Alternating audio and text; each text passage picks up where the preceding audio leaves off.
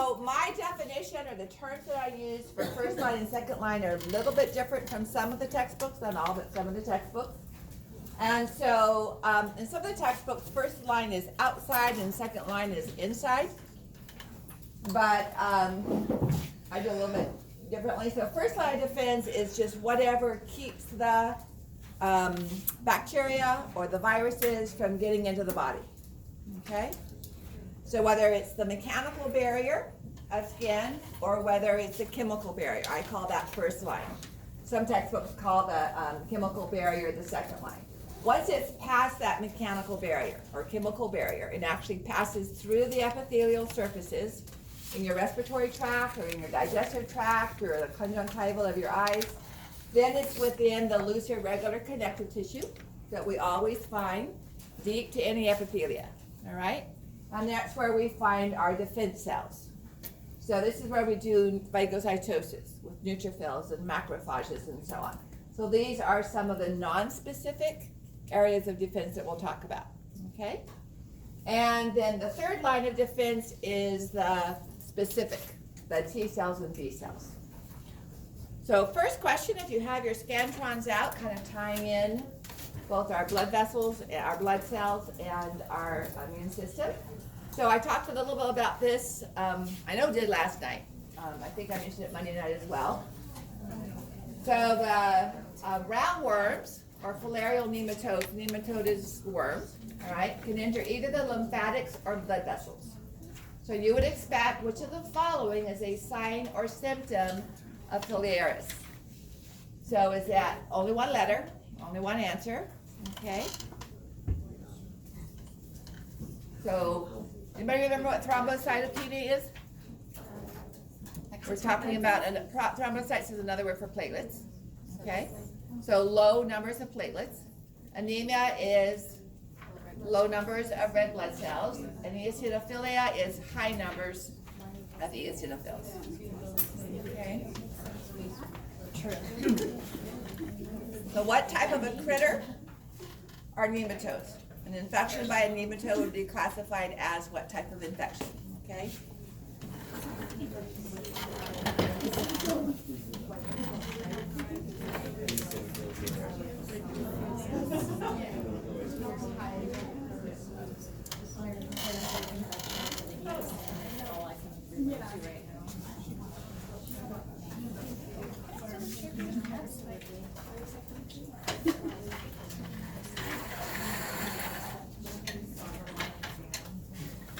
Did you get stuck in the same traffic I did? There was a head-on collision on Winding Way, so it took me 30 minutes to go half a mile. We had to wind through all the houses, and what took long was trying to pull back into Garfield, because that was just oncoming traffic. Okay, anybody need more time on number one? Okay. So first line of defense, as I said, is both mechanical and chemical in my definition. Some textbooks would call chemical the second line. But both of these are a barrier to prevent pathogens from crossing the epithelial covering or lining of organs. All right? So skin would be obviously the outside of the body, and our mucous membranes, lining of the mouth, lining of the digestive tract, the urinary tract, the reproductive tract, all of those. And then on those surfaces, we have various chemicals. So sweat, the tears are going to have chemicals in them and antibodies. In our mouth, our saliva has various chemicals. And obviously in our digestive tract, we've got digestive enzymes and hydrochloric acid. So all of that is coming in contact with the pathogens before they actually get through the epithelial tissue, okay? So before you actually cross that skin barrier, we have the mechanical forces, and then we have so you can think of somebody trying to invade a country, and the mechanical barriers would be the cement walls or the fences that are put up, and the chemical barriers would be the grenades and landmines and strafing that occurs from the soldiers behind the fence. All right, the second line of defense. Pathogens have crossed both chemical and mechanical barriers. They've made it through alive, and so we have various components. This is not just one activity. So phagocytosis you're very familiar with. We started talking about that since we started talking about organelles. When we were talking about the lysosomal activity. And we'll see macrophages have a role to play with the B cells and the T cells, all right? But that role in activation of the helper T cells is still nonspecific. So the macrophages don't care whether they have a marker that recognizes a receptor that recognizes any marker on the other cells. So it's still a nonspecific. Plus, just on their own, they're going to destroy pathogens. Okay? So our macrophages do phagocytosis, our neutrophils, our eosinophils, and our lymphocytes. All right? But their purpose in doing phagocytosis is not for destruction. They're doing it as an antigen-presenting cell. So the purpose of the lymphocyte, although the B lymphocyte does do phagocytosis, it's not its role for destruction. These do that as a role of destruction, okay? The B lymphocyte, like the macrophage, is going to function as an antigen-presenting cell. So that's where its purpose is in that. So this would be the macrophage or neutrophil, and these are the bacteria that's engulfing. So we'll look at this process in a little bit more detail when we're looking at activation of T cells. Natural killer cells. Natural killers, this is a little confusing, so I want to spend a little bit of time on it, okay? Do you remember when I diagrammed an antibody for you? And we had we had long strands and we had the two shorter strands. And we called this the FC, the constant fragment. And I didn't do more than label it as such. These have two different chains, a long chain and a short chain. And this is known as the variable fragment.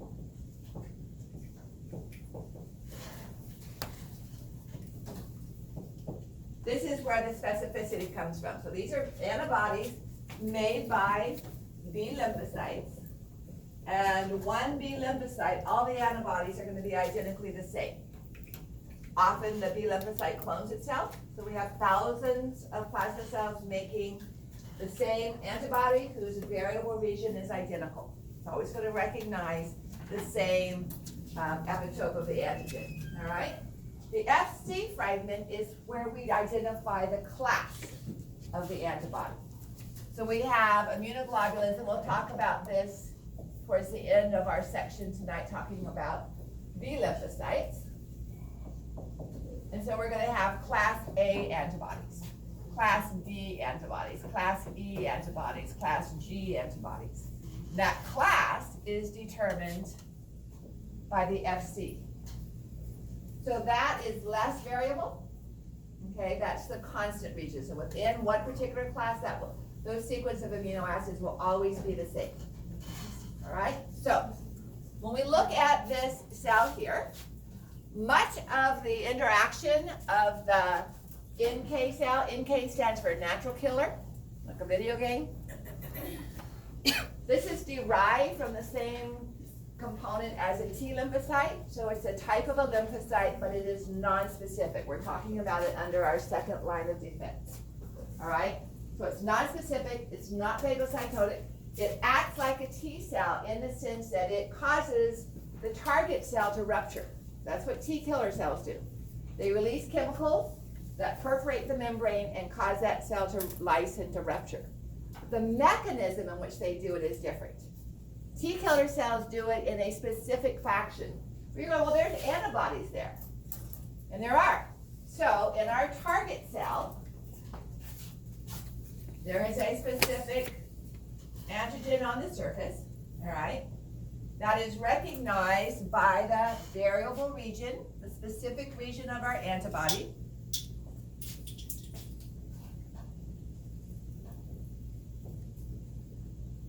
But what the natural killer cell recognizes is the FC portion. This is what makes it non-specific, okay? Because it's not the natural killer cell is not recognizing, it's not using its receptors to recognize the antigen. It's using its receptor to recognize the constant region of the antibody. Any antibody to any antigen, as long as it's of the same class, is going to be able to interact with the natural killer cell, okay? So that response is considered to be nonspecific. This doesn't matter down here. It could be 1,001 different antigens. As long as this region is the same for all of them, it'll interact with that receptor on the NK cell. Okay? So don't be fooled by the fact that an antibody is involved. Don't be fooled by the fact that the chemical perforin is the same as a T killer cell would use. A T killer cell has to recognize that antigen. The natural killer cell recognizes the class of the antibody. Okay? That's the key difference in making this a non-specific reaction and not a specific one. So when we talk about T killer cells, you'll be able to do a little bit better comparison once we've covered that specificity. Okay? Fevers. Fevers are often a response of the body to chemicals released by bacteria or viruses, and they are a way in which the body uses to kill off and make these pathogens non-viable, specifically with the iron and zinc components. And that's why if you have a child, typically the temperature itself may range a little bit, but typically the pediatrician will say, you know, hold off on the Tylenol if their temperature is 99, 95, 90, not 95, 99, 100, all right, 100.5 maybe to 101, because the fever itself is going to be helping the body resist or fight back against pathogens. Obviously much higher, you don't want to risk having seizures and that issue, all right? But as soon as, just because, and you have to know your child's temperature. If your child's normal temperature is 98 or 97.8, then you change your range at which you start to give the Tylenol. Okay? So that's non-specific. That's not, we don't need to recognize. Specific always means receptor recognition. There has to be a specific interaction that wouldn't occur unless that recognition did, okay? You don't have to worry about the details over here, okay? That's just kind of showing the cycling. The hypothalamus is the part of the brain that sets body temperature. And so in allowing a fever, it allows that temperature to rise a little bit higher than it normally would before it did sweating and on those types of responses.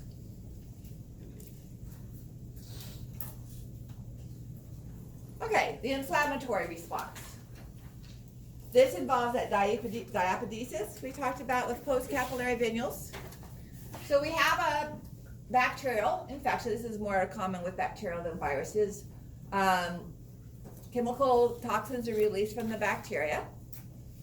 Our neutrophils are the most common of our white blood cells, and so they're going to be close by, and they release a bunch of their own chemicals. Leukocyte is just a common name for chemicals released from white blood cells, all right? Cytokine is kind of a general cell chemicals, leukocyte specifically from the white blood cells. You can see there's a concentration gradient. So there's a lot of them right around the site of infection and first breakdown of tissue. And so neutrophils and some of our other white blood cells will leave the post-capillary venules through diapedesis and migrate up that concentration gradient. And then they release their own chemicals, which attract more, okay? So we have the leukocytes, we've got the histamine. Histamine is effective here. Anybody remember what histamine does? It's on this picture. It increases the permeability, so it increases the likelihood that diapedesis can occur. So with that increased permeability, not only do we just have more white blood cells in the area, we have more fluid. Swelling, redness, that comes from the histamine effect, okay?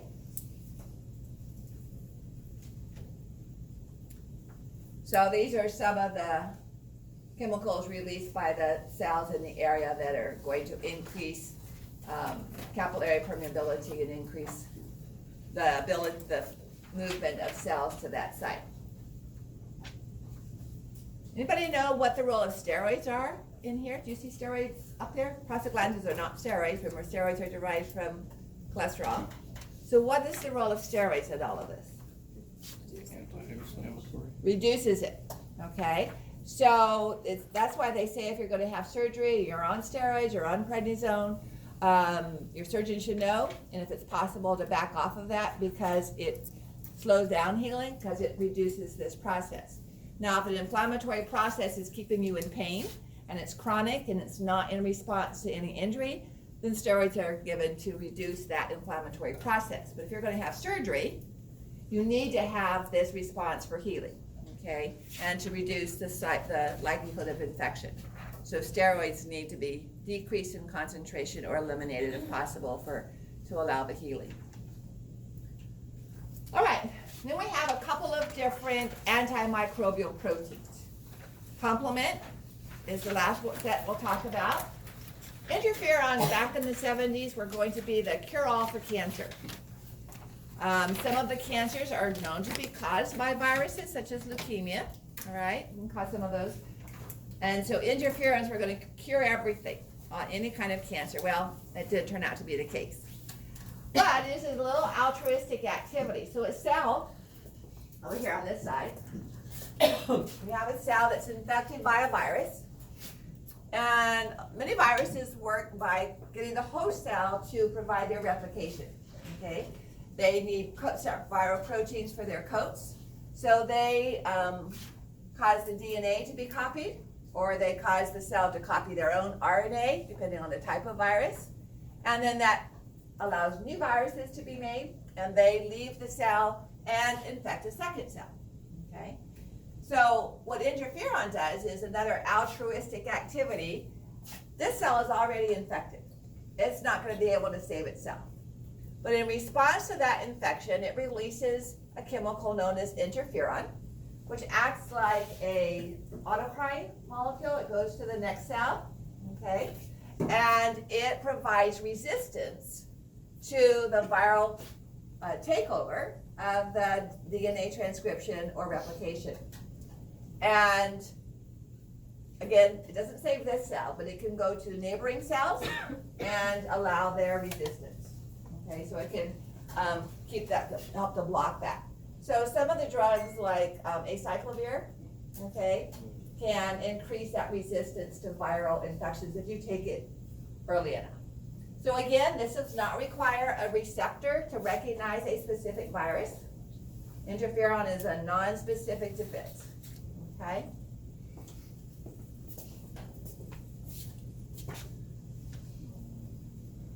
And this brings us to complement.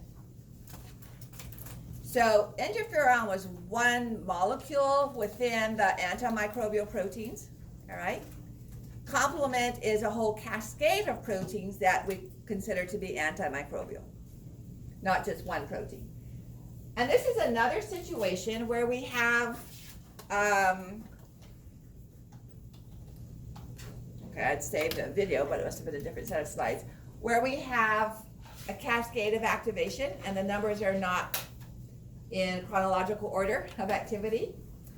And you may have, I'm not sure, you may have had to learn this for micro in sequence, but you don't for me, okay?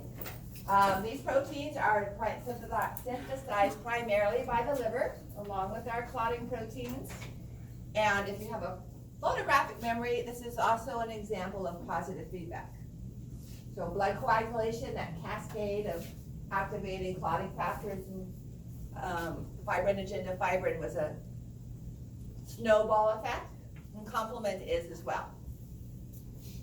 Similar to coagulation, we have two pathways.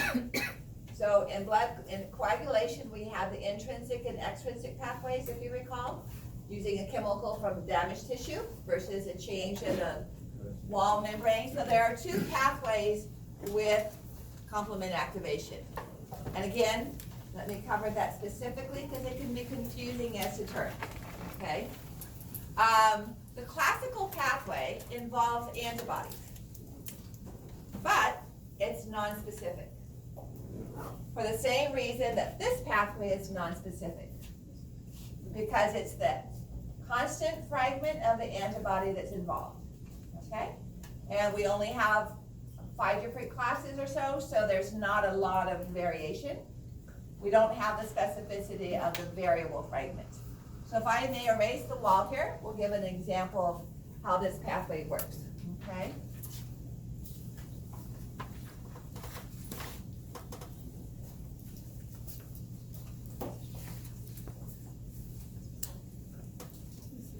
And the difference in the two pathways is the triggering factor. So, in the classical pathway, and it's kind of a cycle because what starts this is one of the results as well, all right? So we have a molecule, it's usually a bacterium, but it doesn't have to be, that is coded by bacteria that have recognized a specific antigen. So this process right here is specific. The variable fragment binding to an antigen is a specific process. All right? This coding is known as opsonization. So when we talk about antibodies, that's one of the ways antibodies work. Antibodies themselves do not kill, okay? They make it likely that other factors and other activities can kill the foreign cell, but the antibodies themselves are not lethal.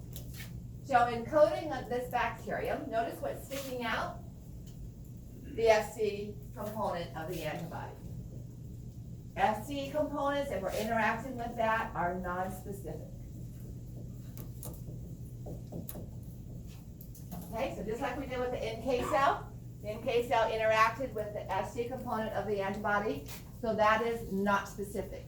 So, when one of the complement proteins comes in contact with that Fc fragment, it causes a cascade of some of the complement splitting, all right, and then one of those factors will cause another complement to split. Let me see it, if I can find that animation really quickly.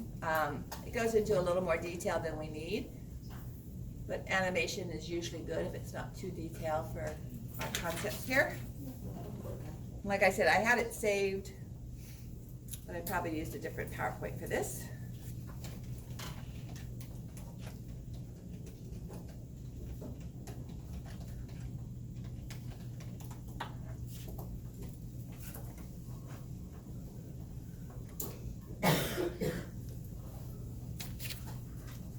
Yeah, this is it. That was quick to find.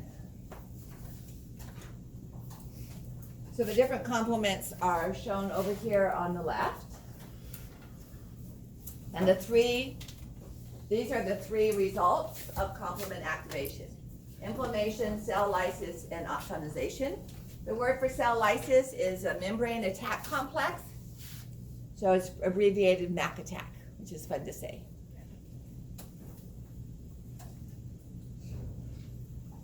So here we have a bacteria with antigens on its surface to which the antibodies are attached, and this complement factor is interacting with the Fc fragment. It interacts with another complement molecule acting as an enzyme to split those complement components, okay?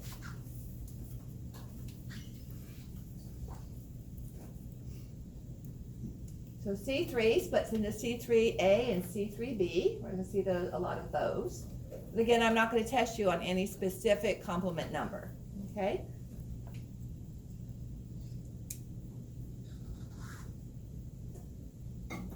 So let's go back. This is showing, I think it got stuck there for a second. So notice in this classical pathway, what we saw, well, let's move forward a little bit. What we saw was the use of the Fc component of the antibody that had bound to the bacterium being used to activate the first sequences of complement. So it's not interacting with the antigen itself, it's interacting with the antibodies.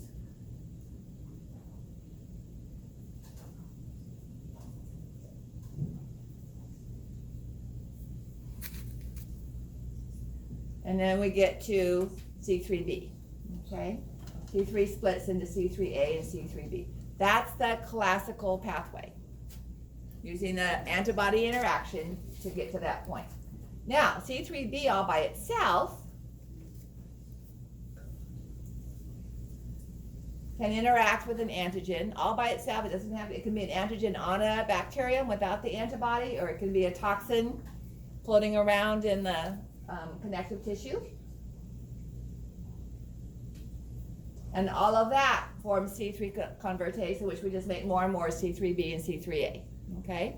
So in this case, we were making the C3b without using that interaction with the antibody. And that's the key difference between classical and alternate pathways.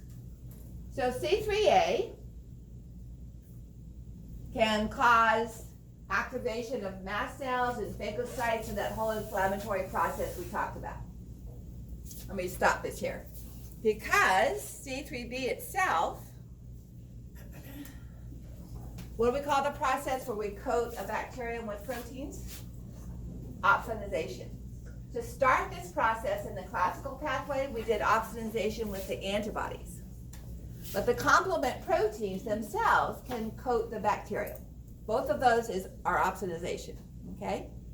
Whether we coat it with antibodies or we coat it with complement proteins, that opsonization or coating makes it easier for a neutrophil or a macrophage or an eosinophil to send out its pseudopodia and endocytose, phagocytose the pathogen, in this case a bacteria. So that it's overlapping information, so I'm going to repeat it again to help you keep it straight, okay? We see opsonization as part of the classical pathway, where the bacterium is coated by the antibody. Now that itself would work here, okay? That's one of the ways in which antibodies help the macrophages phagocytose the bacteria. That's a separate issue. In the case of complement activation, the Fc fragment of the antibody can start the process of making more C3bs. So in splitting C3, we can increase our inflammation. Remember, there are three things that complement did: inflammation, opsonization, and our MAC attack. All right? So we can increase the inflammation, we can coat the bacteria with complement, also increasing phagocytosis. And then the MAC attack is the last one. And this is all classic still? Either one is classical. Classical versus alternate is only how we get started to get the C3bs and C3as. Okay? So,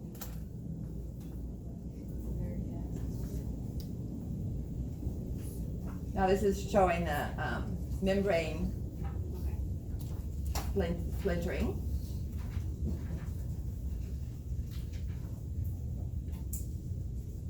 So here we have the membrane, and it's initiated with these variable different complement components, and then we start adding a whole bunch of the C9 complement and create a pore. That allows loss of cellular content and rupture of the cell membrane, and this is the membrane attack complex. All right, so let me stop here. So, several things going on. Complements in and of themselves are non-specific mechanisms by which the body protects itself. That second kind of a second layer of defense, second line of defense. So it can do so through inflammation, just bringing more mast cells and basophils and neutrophils to the area, all right, in response to the concentration of complement. By coating the bacteria with complement, making it easier for phagocytic cells, neutrophils and macrophages and eosinophils to do phagocytosis, or by directly killing the cells that they interact with through rupturing them, okay? So none of those require receptor recognition for inflammation or opsonization or membrane, the MAC attack, to occur. The antibody interaction is one of the ways in which we start that snowball rolling downhill, getting that first set of complement proteins activated, okay? So you can think of it as the tissue thromboplastin, similar to the extrinsic pathway, all right? So it's just some other component coming in here and triggering all of that. The alternate pathway doesn't require any other component. It's just the complement itself that interacts with an antigen. And that cascade activates additional complement components, okay? So I'll put a link to this up on Canvas so you can watch it a little bit more.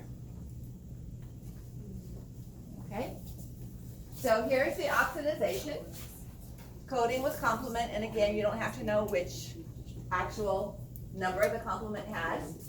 Activating mast cells and basophils, increasing the inflammatory response by increasing permeability, or creating this pore and directly killing the cells. Okay, any questions on the difference between classical and alternate for that? Okay, again, we have two examples of where antibodies are involved, but they're not considered to be specific because we're looking at the constant region that's causing this change. Okay.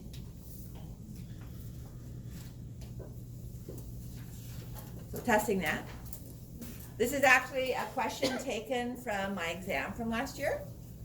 And many of those questions are online for the quizzes. So splitting of a complement protein as a result of contact with the FC region, what I have diagrammed on the whiteboard, would result in classical onset or alternate pathway, classical or alternate pathway.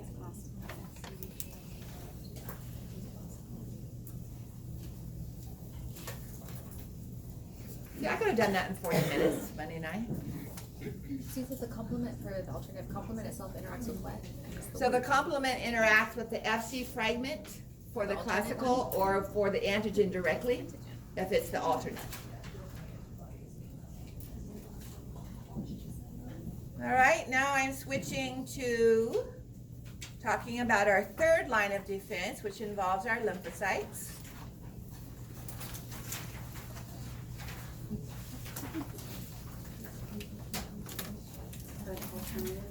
So here's another question that involves the blood lecture. Yes. Oh, all of them do. Yeah. Last one was 2. You got it? You want to go back to 1 and 2? Okay. So a woman underwent a gastric bypass 5 years ago. What's the relevance of that? While riding her bike along the American River Bike Trail recently, she crashed and landed on the rock-strewn bank. The ER team determined that her spleen was badly lacerated and removed it. She is now at risk for which of the following conditions? Okay. So we have 2 organs here. The stomach, 2/3 of which was removed during a gastric bypass. She didn't have the lap procedure. And now she doesn't have a spleen, okay? So she's missing most of her stomach and most of her spleen.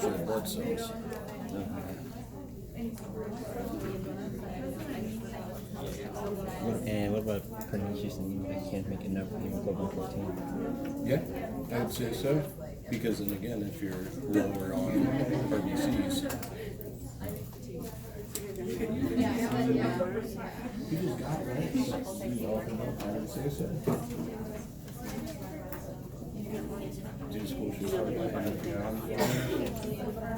You do interferon injections and that. So the bloodborne infections involve which organ? Spleen. Pernicious anemia? Stomach. Fatigue?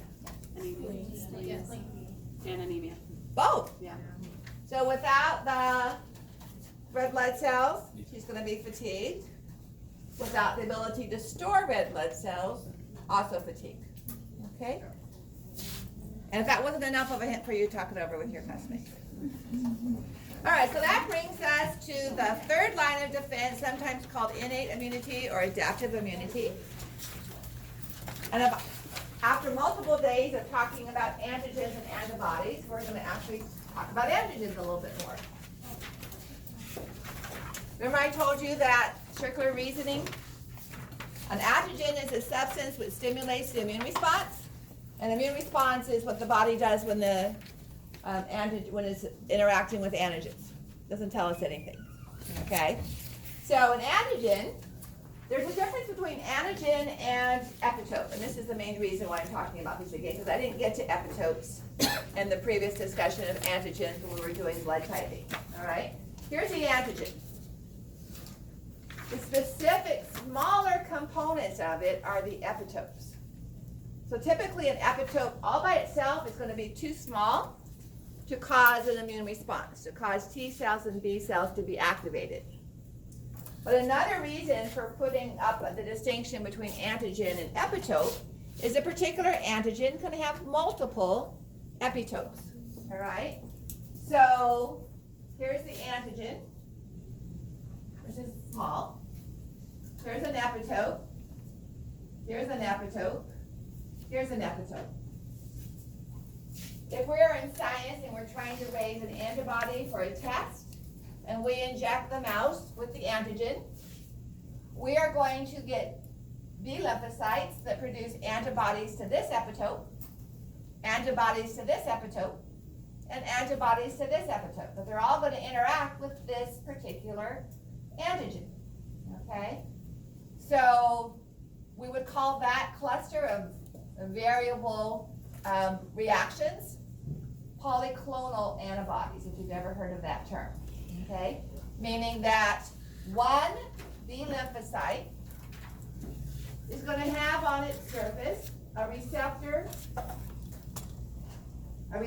that matches that antigen. And all the antibodies it makes are going to only represent, and that epitope only recognize that one. A different B lymphocyte will have receptors, and this is how the B lymphocytes are specific, because they randomly develop, through their genetic variation, receptors that match somewhere in the world an epitope, okay? And another B lymphocyte will have receptors that recognize that epitope, a small sequence of amino acids of a larger protein or glycoprotein. All the antibodies made by this particular lymphocyte are going to look this are going to have the same as that receptor. Okay, they recognize the same ones. So when we grow these up in a serum, we're going to have a whole mixture of antibodies, but all to the same antigen. All right. So what do you think monoclonal antibodies are? The ability to have all of our antibodies match just the same epitope. So this is done by dilution factors. Let's say that we macerated the spleen and we've added all of those cells, spun away the red blood cells, added those white blood cells, the lymphocytes, to a growth solution, and we have, this would be rather rare, 1,000 cells per milliliter. Okay? Yes? Before we move on, so the other earlier one is a polyclonal. So if we have all of these polyclonal, so all of these lymphocytes still making antibodies to the same antigen, all right, let's say to the B antigen on a red blood cell, that antigen, but on that B antigen are smaller specific regions. And so each B lymphocyte would be making antibodies to that specific region. A mixture of all of those antibodies, because we have a mixture of all of those cells, would be polyclonal. But if we want to be more specific, and this is how pregnancy tests became more specific, and a lot of our drug testing and disease testing became more specific with less negative positives and positive negatives, was by using monoclonals. So if we have 1,000 B lymphocytes